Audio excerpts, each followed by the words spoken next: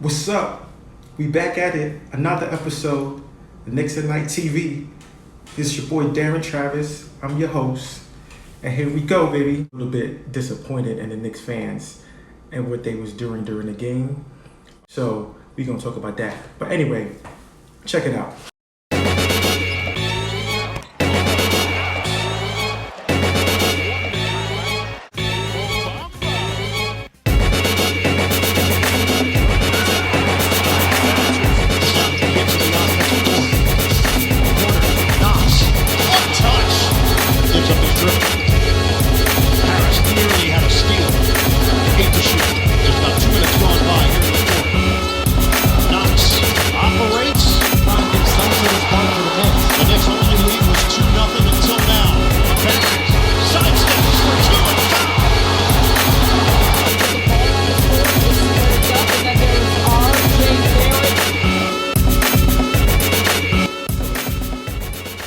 Knicks fans, the Brooklyn Nets, man, I feel like I really wanted that game. I mean, winning there deep, New York Knicks fans, we flooded the Barclays Center. We had half the fans there, I think, was actually New York Knicks fans. And it was a battle from beginning to the end. I mean, we actually went down 19 points, but we came all the way back. And Kevin Knox was looking good. He was on fire. RJ Barrett was looking good. It was a really good game. Unfortunately, we didn't have a closer at the end of the game. And they did. They had Kyrie Irving. I mean, the guy's a champion. He's done it on a big stage. So it was nothing to be disappointed against. It came down to free throws, I'm going to say, and not having a closer. Against the Brooklyn Nets, it was really terrible how we shot from the free throw line. We shot 57% from the free throw line. And we ended up losing the game by like 3 or 4 points, I believe, which is the ball game right there. You cannot be an NBA team shooting 57% from the free throw line. The only thing that kept us in the game with that bad free throw shooting is that we was on fire from the three-point line. That's just a small step from last year, you know. If you want to look at the positives from that Brooklyn Nets game, we fought hard, we didn't give up, we came back. Last year we was a terrible three-point shooting team. In that Brooklyn Nets game, I think we shot something crazy like 70% or 75% from the three-point line. But then we shot 57% from the free throw line. So we would have made a couple more free throws, had a closer at the end of the game. We try to make Julius Randle the closer. I think Julius Randle needs to calm down a little bit. You know, sometimes he seems like when he gets the rock, he's just excited and he wants to go and attack, and he loses the ball or he brings the ball up from down low too often and they strip him. So I think Julius Randle needs to get a little bit under control with the way he attacks the defense. But other than that, you know, I would say it was a good game, man. It was a good game. I enjoyed the game. Knicks fans could hold their head up. Now, on Saturday, that Brooklyn Nets game was on Friday. On Saturday, against the Boston Celtics.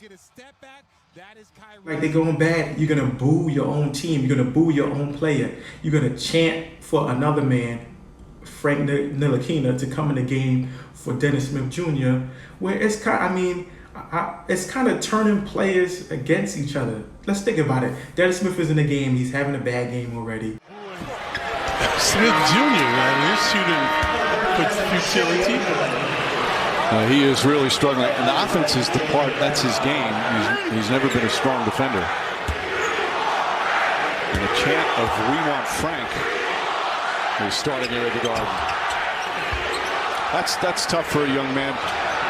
From the home crowd. He is obviously struggling. He is not.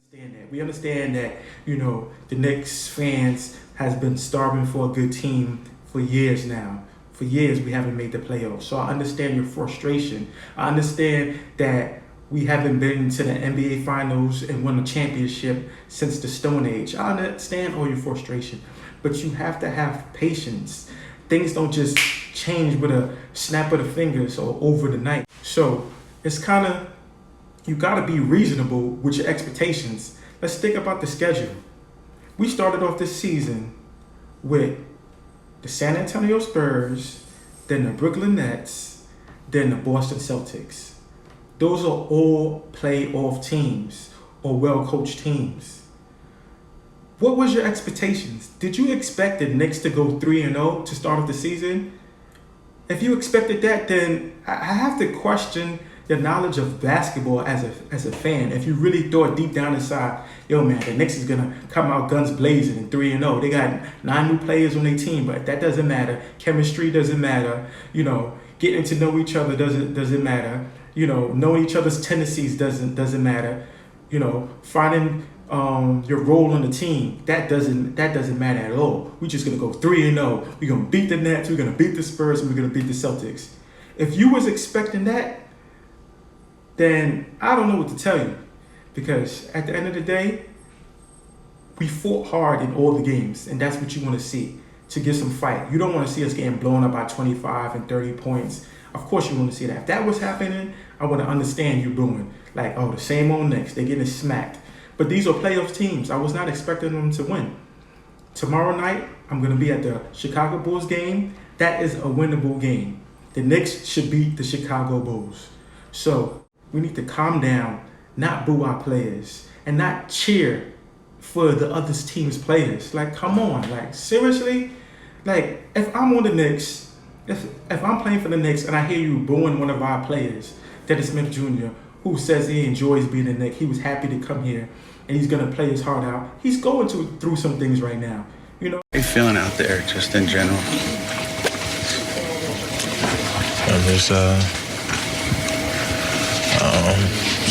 I'm just trying to compete on both ends. Do you still feel confident in the jumper right now? Yeah, I definitely do. Still feel confident in it. What can you do to, I guess, make it go down? And do you see that they're leaving you open now? I just keep trusting it, and they won't really leave me open. I think I shot 2 jumpers tonight. So it's not. They won't really leave me open. I just only shot 2. It's you've been starting your whole life, and then this is the first time. Actually, I would have liked to speak to Dennis Smith Jr. and talk to him and get to know, my brother, what is really going on with you. I noticed that, you're not playing your game, but it actually came out today. It was reported that somebody close in Dennis Smith's family passed away, and he's a little emotional, or, he's going to take some time from the team. So, with that being said, Dennis Smith Jr., I understand why he's not playing well. He had a couple games off in the preseason because he injured his back, or his back wasn't 100%. Then he also worked on his jump shot during the off season. So it's like, mentally, I think Dennis Smith Jr. is a little, messed up right now. So it'll be good for him to take away time from the team. But you add those 3 factors in. He's just coming off of a minor injury where his back was hurting him. So he doesn't really feel, maybe he doesn't feel 100%. Somebody passed away in his family. So now emotionally and mentally, he's not all the way there. And then he just finished working on his jump shot this summer. So now when he gets in the game, he's thinking like, man, I had a shot doctor. I improved my jump shot. Now he's thinking about shooting threes when he gets in the game, because he want to prove that he actually got his jump shot better. Me, as a basketball player, if I would have any advice to talk to Dennis Smith Jr.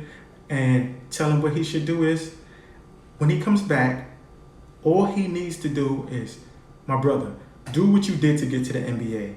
Play your game, all right? When you get in the game, you get the ball, you push it, you try to get to the basket, you finish strong over the top of players. If you don't got the shot, you dish it off to the open man if there's 2 people at the rim, or you don't feel you could dunk or finish strongly over the top of players. Play your game. Break the defense down, and forget about shooting threes. I understand you worked on your 3-point shot, but that 3-point shot is only to make the defense honest. It's not for you to come in the game and shooting threes. That's not your game. Like, you did good in college, you did good in high school, you made it to the NBA, you was killing your rookie year. Be yourself. Don't let nobody try to change your game. Everything's been working for you. Why did you make it to the NBA? This is the reason why you made it to the NBA, because this is what you can do. Play your game. The jump shot will come. When they leave you open, I know you've been working on it. So you take that jump shot when they leave you open. If they're not leaving you open, then I need you to play your game and go to the basket, and everything else will come into place. That's all the advice I would have to give to Dennis Smith Jr. And besides the booing of him, you guys were actually cheering Taco 4's name. Taco 4, for you guys, for some of you Knicks fans that don't know, is a center on the Boston Celtics. He went to the University of Central Florida, and he's about 7'4" maybe. You guys were cheering. Like, come on, Knicks fans. Are you really, really serious gonna cheer for the other team's player? Like, come on. And then you wonder why players leave here or players don't want to come here.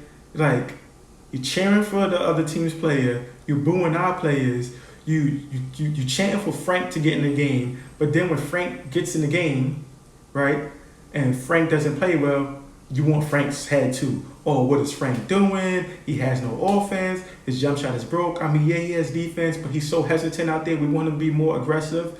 You guys are not letting these guys play their game.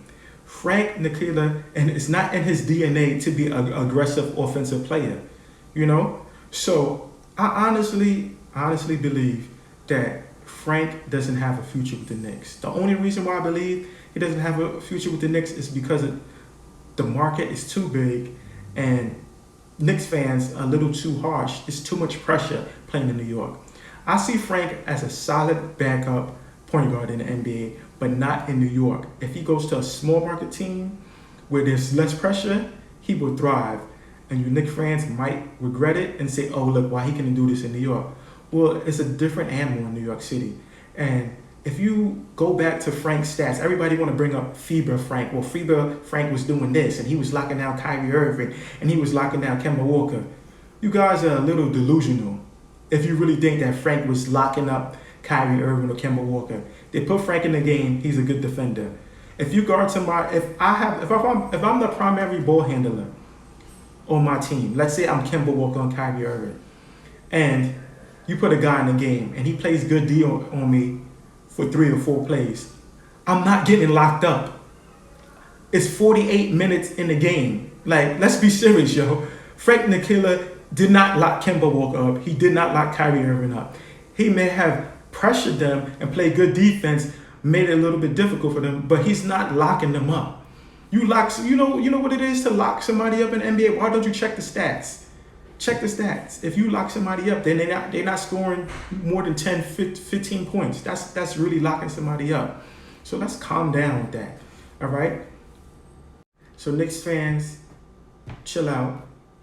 Let's give it a shot. I'm going to the Chicago Bulls game tomorrow night. I'm in the building, filming from there.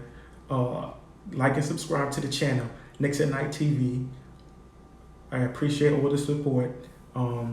We got KnicksatniteTV on Instagram and KnicksatniteTV here on YouTube. So that's it. Till next time, y'all.